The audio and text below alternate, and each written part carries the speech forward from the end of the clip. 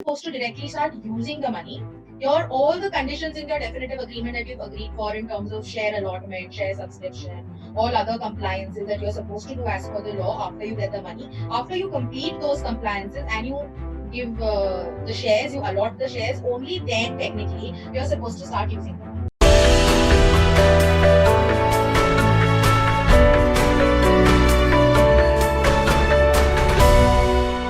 Thank you everyone for staying tuned all the way till our part 3 of the funding series, which is the post-funding phase.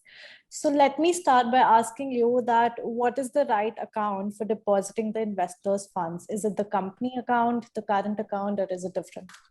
Yeah, so the company account, Akshita, is the current account. So I would just like to clear this. Right. The company account is always the current account. Now, coming to where the money should be taken and something that startups are absolutely, not many startups are aware of. And I think not many CAs also advise doing this, but it's always good from, again, the due diligence perspective. So whenever you are raising funds and whenever an investor is investing money, so technically you'll have to understand the DNA of a private limited company here.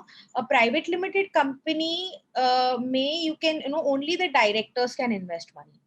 Okay, the directors are only people who can contribute money in terms of, in that too in a way of loan, additional capital contribution. So if any other third person wants to invest or wants to deposit money in the private limited company, that cannot be done directly in the company's account, in the company's current account, the usual operative account. For that, the company first has to create a separate current account, a current account which is not used for the normal operations. The money has to be taken in that account first. Okay, a resolution has to be passed, a second bank account has to be opened, the money has to come in this, not operate by non-operative, I mean not the usual operational current account. You take the money here. After you take the money, you're not supposed to directly start using the money. Your all the conditions in the definitive agreement that you've agreed for in terms of share allotment, share subscription, all other compliances that you're supposed to do as per the law after you get the money. After you complete those compliances and you give the shares, you allot the shares, only then technically you're supposed to start using the money. Yeah. So, and that's the reason why the company law gives you 60 days to complete this process. But many startups ignore this. There are not too many inquiries or questions or that have come from the department on this fallacy. But when we do the due diligence, as lawyers, we are impressed when this process is followed. I think that gives again an indication that the entrepreneur is aware and is interested and inclined in following the right process rather than just use the money. So I think from a perspective of due diligence and from a perspective of creating the right impression in front of your new investors, I think if you follow this process, the investors also going to feel more secured with investing in your company. Definitely. And along with the fund transfer, what is the share allotment process and how much urgency should founders show to this? Like you mentioned, there are 60 days, but could you walk us through the process? So the process again is a very secretarial part as to what process. There's I think a pass 3 form that is to be filled. There's this MGT 14 is one form that has to be filled.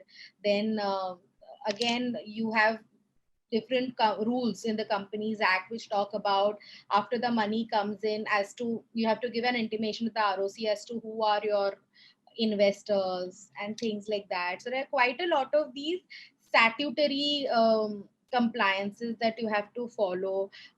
You have to give your investors an undertaking that the shares that are being issued are without any charge, and the right shares, and they are being transferred after valid authorization from the board.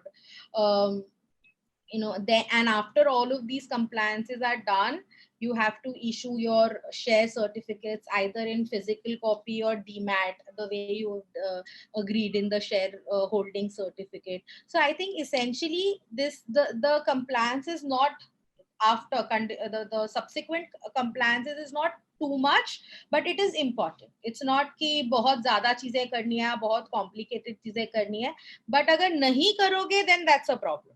It's not a very complicated thing, but you're supposed to do this. You can't ignore it.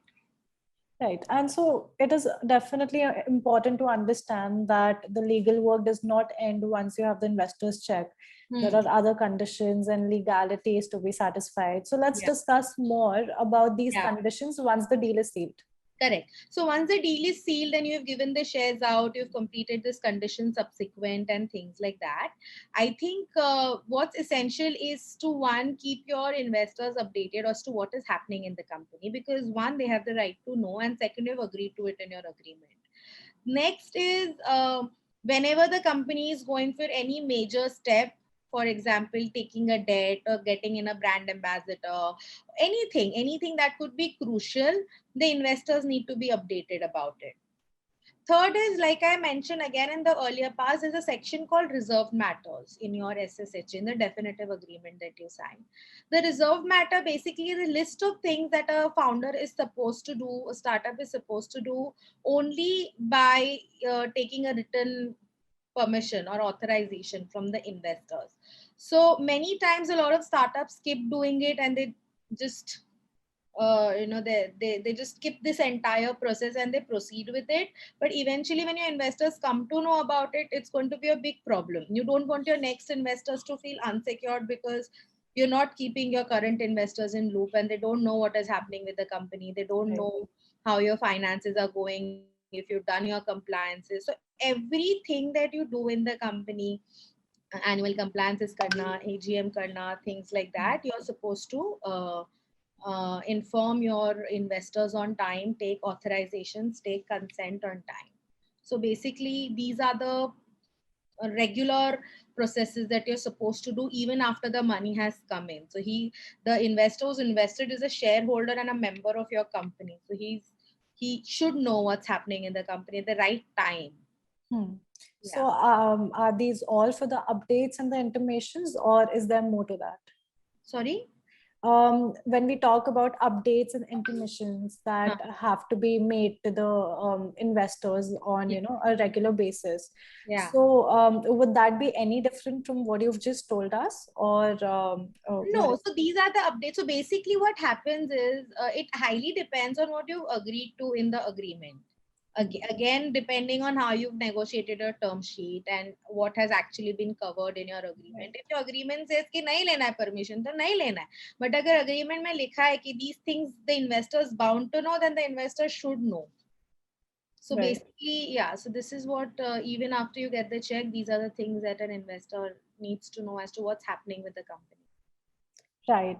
And what about the most important disclosures and compliances that need to be in place post the deal? What are the disclosures? The most important disclosures and compliances. I think I think all the compliances are essential. So even the smallest compliance like TDS na bharna time pay can land you up in jail. So I think कोई भी compliance ऐसा नहीं है कि which is least important, because the long term consequence of not doing it can be really heavy. Also, receiving any kind of notice or kind of those things from a statutory board like income tax or इनसे आ गया, so that again goes officially on record and you are threatening and putting your business at risk from the next investors are going to be really hesitant to invest in the company. So I don't think there's any most important compliance. All the compliance are equally important, but I think what's important is you should be knowing as to how if there are any change in the rules. So for example, beech mein aaya tha directors disclosure, where directors had to file their KYC and things like that. Many startups were not even aware because their CACSs did not tell them about this compliance. If you didn't do it, this is some 2 years back. If the startup founders don't do it in time, or any director for that matter doesn't do it on time, there's a risk of him being disqualified from being a director in any other company for 5 years. So if you cannot be a company in your own startup, it's a very small, it's just like a KYC, it's not some big deal. But that small compliance had this impact. So, so I think apart from the mandatory statutory standard compliances, there are always amendments coming in. There are always updates that are coming in. So you have to ensure that whoever you're hiring or outsourcing keeps you informed about these changes and updates, and you do these compliances also on time. Right. And so last question for today is that what are your thoughts on importance of onboarding the right partners and having startup specific professionals, CA, CS lawyers like yourself? Yeah. So basically, like I just said, for the advisors, I think the role of any startup professional is way beyond just doing that compliance. Or for us, if I could speak for me personally, although we do the CACS part, but I am not a qualified this as a firm we do it, but I am not a qualified CA or CS. But hence I could just speak from the legal perspective. So when we are doing any kind of documentations for a startup, it's never been only limited to that document. It's always been understanding the business. The first step that we do is we ask for a write up from the founder who approaches for a simple agreement. Also, I'll ask him कि पहले हमको आपका business समझना है. A lawyer or a professional who does not take the pains to understand your business means he's giving you a standard Google format. Something that you can avail directly online. Formats तो आजकल मिल ही जाते हैं. It's no big deal. I feel that startups and founders should understand, and काफी बार उन लोग ये Google से download कर लेते हैं डॉक्यूमेंट, because they feel अरे ये तो ड्राफ्ट मिल रहा है, लॉयर के पास क्यों जाना है. तो I would just like to clarify that you don't go to a lawyer for the draft that they create. You go to the lawyer, rather a startup lawyer, for the judgment that they have, or for their judgment, for their analysis, for their evaluation skills. So one is, if your startup lawyer or CA or CS is not evaluating you, is not analyzing your business model, your market, then there's no point of hiring that kind of a lawyer. Right. You should ensure, you should understand how the process in which the lawyer or CACS works. If you do not keep getting regular updates from the CACS, there's no point hiring them. With lawyers, if the lawyer does not handhold you with the market, कि नहीं ऐसा नहीं ऐसा करो, ऐसा नहीं ऐसा करो, तो वो लॉयर को हायर करके कोई मतलब नहीं है. And also with lawyers, I feel I have experienced this, that startups usually hire them for ये document करना है, वो document करना है, and they don't really involve them in the entire process. I feel you should involve your lawyer in the entire process of development. You might spend a few thousand rupees extra every month, but it's going to be a very, very big advantage for you of having a lawyer with you 24 hours, because there's so many small issues that keep coming up, especially when you are all set, your background is set, and now you're jumping in for a fundraise. That's the time, and there's so many issues that creep in. If you don't have a lawyer, for example, term sheet में कोई एक clause आ गया, आपको पता नहीं उसका मतलब क्या है. अगर आपको किसी, and also this community, from my experience, I can say this community is so small. I know a lot of startups, I know a lot of investors. We know what the investors are looking for, we know what the startups are looking for. So I think ये जो एक network advantage है, वो भी startups को बहुत ज़्यादा मिलेगा if they hire a startup lawyer, rather than going for having a LLB degree. Is not, I always say that is not a big deal. Anybody can become a lawyer, but to become somebody who's efficient in what they're doing, like a niche, a startup law is a very, very specific niche. So I think sustaining yourself there, that is important, and hence you need somebody who's worked with a lot of startups, understood how startups function, the psychology of a startup, the how funding happens, the psyche of investors, how business operates. And it's not only about the document, it's about all of these factors that you have to look at in a professional when you're hiring them. And only if you think in सारी चीजों में वो satisfy कर सकती हैं आपके requirements, only then go to hire them, else skip. Right. And definitely the assistance that you're speaking about, that is very assuring in the initial stages, because you have a perspective on almost everything from Yeah. somebody who has been there in Yeah. the same situation. Yeah, correct. Right. And how prevalent is startup law right now in India? You have made a name for yourself in the startup law world. And but what about the other parts of India, Delhi, Bangalore? What about them? Honestly, I really don't know. So there are a lot of startup lawyers coming up, okay, these days also. But I really don't know if startup lawyers can just call themselves startup lawyers overnight. I think it's a process. For Right. me to, I started as I came back from the US and I started up. I was working with a law firm, then I practiced in the Bombay High Court, and then I set up my own law firm. But for my law firm, from that journey from a law firm to a startup law firm took me 5 years, and it's still an ongoing process.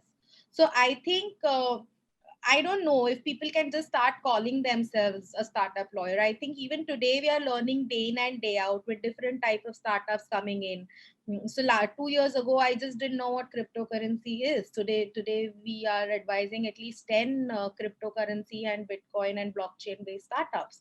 So I think that willingness to learn different markets, I think that is something what makes a startup lawyer. So even if there are a lot of there could be a lot of startups lawyers coming now, because startup as a trend is really picking up. I don't know how many of them are really, there with their blood and soul in the ecosystem. I think I have personally, I don't say we because we've hired a lot of our staff, but for me personally, it's been more of a journey where I've invested my soul. I really connect with the entrepreneurs and the businesses that I work with. I love seeing them grow. I love seeing businesses grow. So I think it's more of a personal satisfaction for me rather than professional.